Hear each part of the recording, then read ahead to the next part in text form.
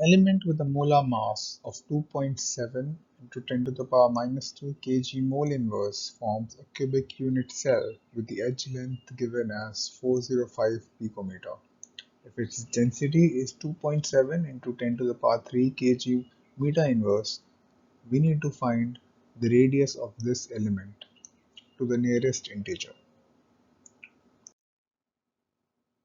The density is given by the formula density is equals to Z into GMM upon NA into AQ. We are given the density in the question. We are given the GMM, the NA and the AQ as well. Yet what we need to find out is Z. So from this formula we can find out Z is equals to 6.023 into 405 cube into 10 to the power minus 8 and we get Z is equals to 4. We know that for FCC we have the formula 4R is equals to under root 2 into A.